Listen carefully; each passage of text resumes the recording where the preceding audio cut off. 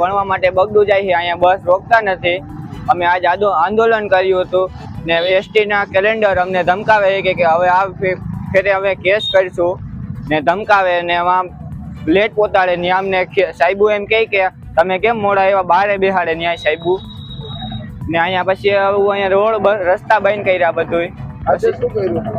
આંદોલન આ રોડ રસ્તા બંધ કરી દીધા પોલીસ વાળા આવ્યા એસટીના અધિકારી વાત અમારી સાંભળી એટલે આંદોલન આજ પૂરું। અને આજ રોજ સવારમાં વિદ્યાર્થીઓનો જે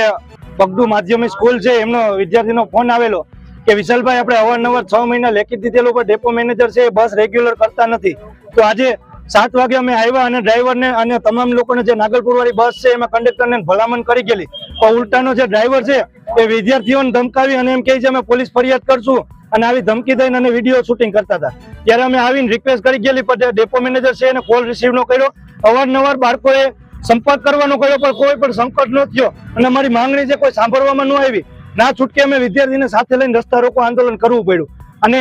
અત્યારે ડેપો મેનેજર છે એ આવી અને અમને બાંયધરી આપી છે, પોલીસ પ્રશાસને પણ અમને સાથ આપ્યો છે કે આ બસ છે કાલથી રેગ્યુલર થઈ જાય ને આગામી સમયમાં આવો કોઈ પ્રશ્ન ઉદ્ભવશે નહીં એની બાંયધરી આપીને કલાકમાં લેખિત પણ આપશે। આજે વિદ્યાર્થીઓ જે રોયલ્ટીના વિદ્યાર્થીઓ દ્વારા જે રસ્તા રોકવામાં આવેલો હતો એ લોકોની માગણી એવી હતી કે ભાઈ આ રોડ ઉપરથી જે કાંઈ લોકલ બસો નીકળે છે અને સમયસર જે છે એ લોકોને બસ મળતી નથી અને વિદ્યાર્થીઓને લેતા નથી। તો આજે એ લોકોએ જે રસ્તા રોકો કર્યું હતું તો એ અનુસંધાને હું પોતે રૂબરૂ આવી એની રજૂઆત સાંભળેલ છે અને જુનાગઢ વિભાગની અન્ય વિભાગની જે કંઈ બસો એ રોકાતી નથી અને જેમાં સ્ટોપ નથી આપેલ એમાં સ્ટોપ અપાવી અને રજૂઆત જે છે એનું ધ્યાને લઈ અને એની માગણી સંતોષેલ।